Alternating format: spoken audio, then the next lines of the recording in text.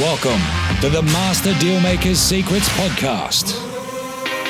And now, here's sales growth strategist, John Blake. Welcome to Master Dealmaker Secrets. I'm John Blake. This is episode 69, and today we're going to be talking about the team code of conduct and as it relates to salespeople, which is a really, really important topic. I've been meaning to cover this for a while.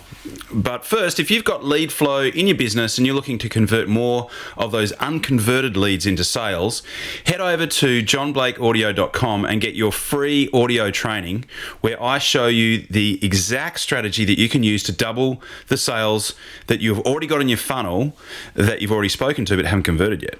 This is the same strategy that I teach my high-ticket clients that work with me on an ongoing basis, and it works really, really well. In fact, it's the first thing that I get all new clients to do is to maximize sales in their existing pipeline. So head over to johnblakeaudio.com and download your audio training. And what you're also going to get is the precise word-for-word templates that you can use, what to write in your email, what to say when you leave a voicemail, and exactly when to call and when to email over an 8-week period to maximize the sales from the existing leads that you've got in your pipeline.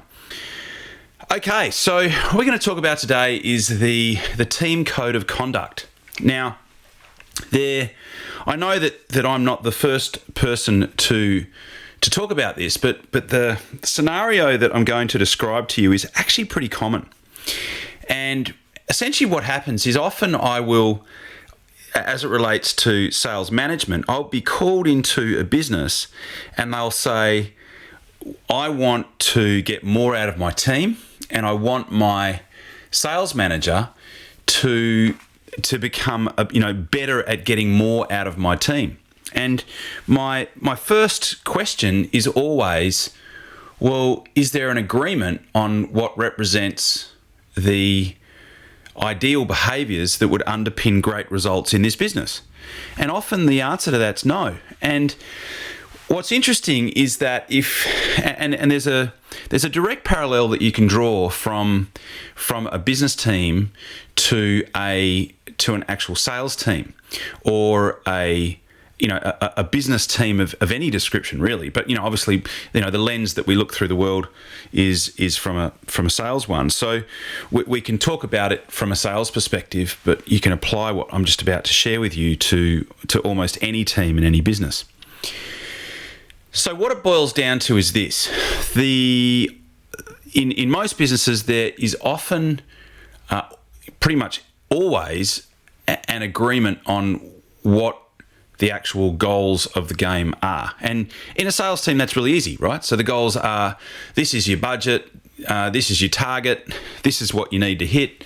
And we know at the end of the month if we have reached that target or not, because we either got the number that we were shooting for or we didn't.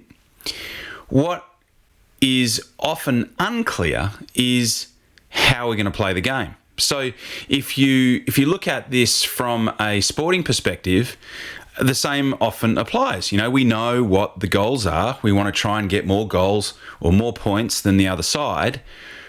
And what we know if we start to study high-performing teams is that there is often a common denominator between the performance of the team and the agreement that they have around how they're going to play the game. So the rules of how they're going to play the game. And this is often not just what happens on the field, it can be what happens off the field.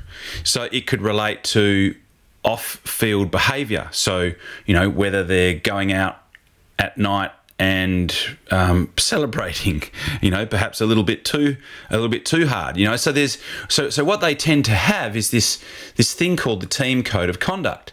Now, I became aware of this through studying a particular guy called Blair Singer, who wrote a book. He's wrote a couple of books, one in particular called Sales Dogs, and another one about how to create a team, a winning team. And in it, he talks about this code of conduct. And so looping back to my original thing that I said, where often I'll get called in and they'll say, hey, we want to get more out of our sales team. We want our sales managers to get better performances out of our sales team. And I always start with the same thing. I say, okay, well, what are the agreements? What are the agreements that underpin good performance around here? Because you could hit budget every month, but if you're really unscrupulous and potentially unethical about the way that you go about getting those figures, then that's not cool, right? So one of the places that's probably rife for this is not in all offices, but in many real estate offices, there can be some questionable ethics around how people go about getting listings and how they go about, pinching other people's clients, and it can create massive amounts of friction. So often, what I'll if I walk in and I can see this conflict, this conflict and this distraction and this interference between people being able to get on with what they need to do. Often it exists in the form of there not being agreement as to what represents the core behaviours, the ideal behaviours that underpin good performance. And so this is the first place we look. So sometimes people say, hey, we want to do some training, we want to train our sales managers, all that stuff. And I say, well, hang on.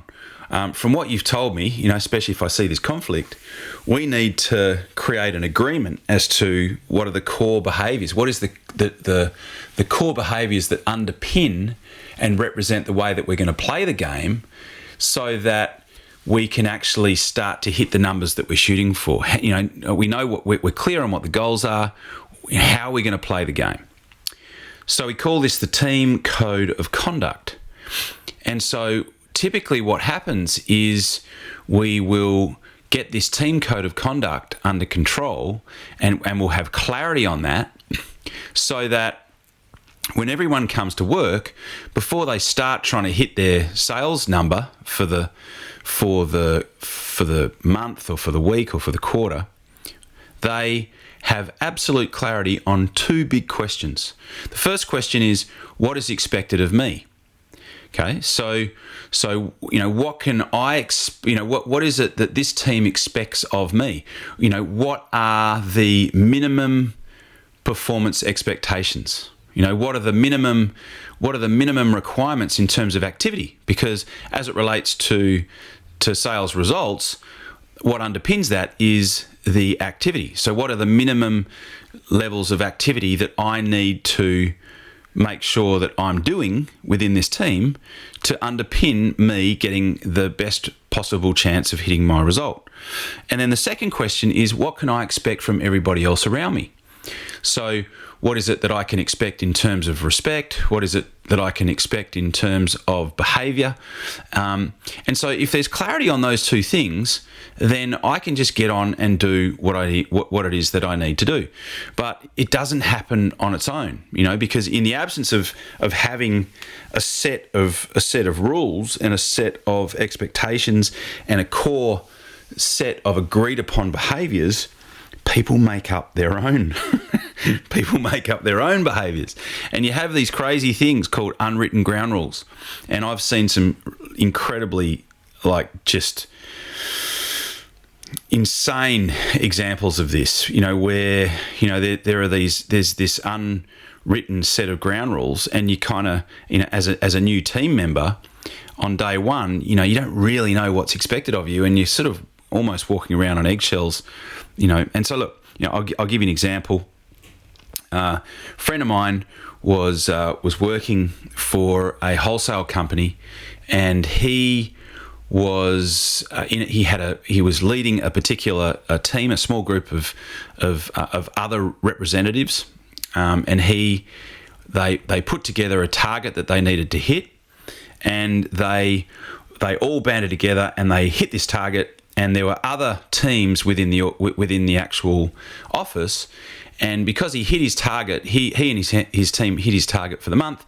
He sent an email out and he CC'd all of the other salespeople in the office. So he was in a team of about 6, and I think there was about 30 in the office. And he sent out an email saying, "Hey, I wanted to congratulate my team. We hit budget.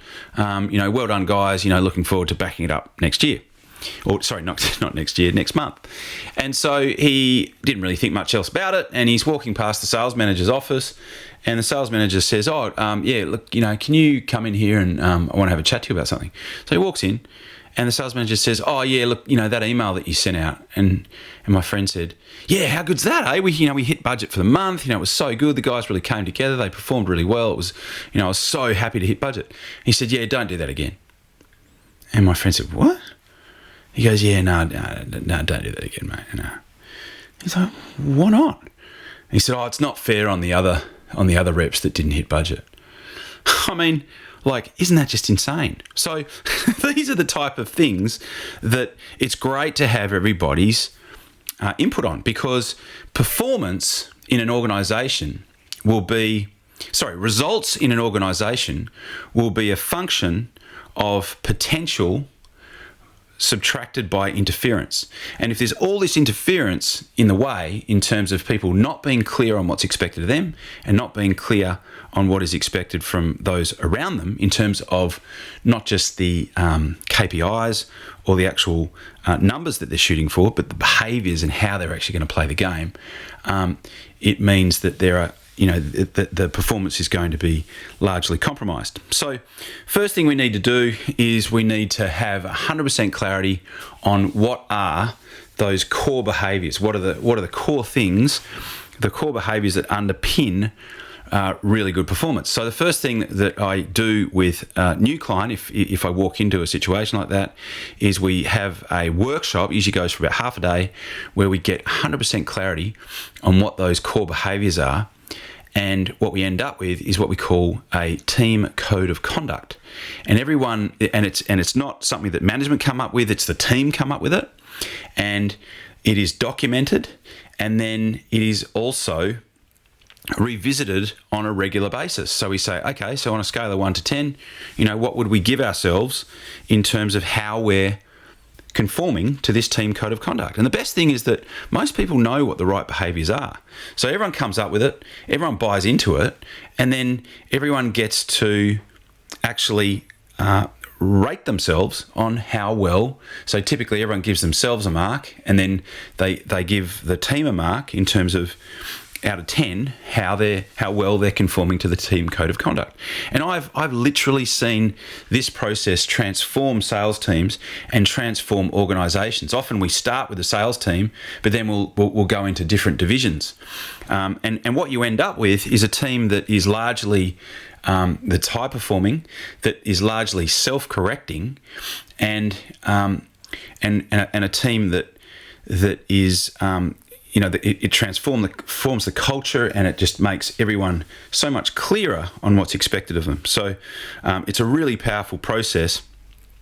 And like I said, I've seen it transform organisations, and it's one of those things that not many people talk about. Is getting this cultural alignment and getting everyone on the same page before you start actually talking about results. Because if you try to do training with a team that's disconnected, where there isn't any congruency or agreement around what the core behaviours are, then what you tend to end up with is a very, very compromised effort. So wanted to share that, the team code of conduct. I mean, essentially the core steps, to summarise, are: 1, you need to firstly understand what the unacceptable behaviours are. So what I always do is get the team to actually come up with, okay, well, what are the unacceptable behaviours around here? And we come up with the top 10. So we summarise the unacceptable behaviours, and then what we do is, it's a longer process than what I'm talking about right now, but ultimately what we do is we finalise the top 10 unacceptable behaviours, and then we actually flip them to their positive equivalent. So, being late, the positive equivalent of that would be always be on time, as an example. Within a sales team, what we also do is establish, okay, well, what's a minimum performance expectation within this team that allows you to continue to work here?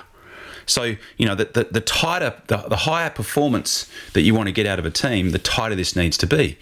And if you're going to set a minimum performance expectation, then you also need to support them so that they can make sure that they've got all the tools and the support needed to actually hit that minimum performance expectation. So obviously there's quite a lot here, to consider here, but I wanted to record a podcast on this because it really, over the years, has become a very, very foundational part of what I do for a number of organisations before we start talking about, okay, well, how do we maximise sales results?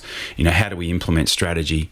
Let's get this performance standard sorted out and in place so that we can make sure that we are hitting our targets and giving everybody that works within this team the highest chance and possibility of success.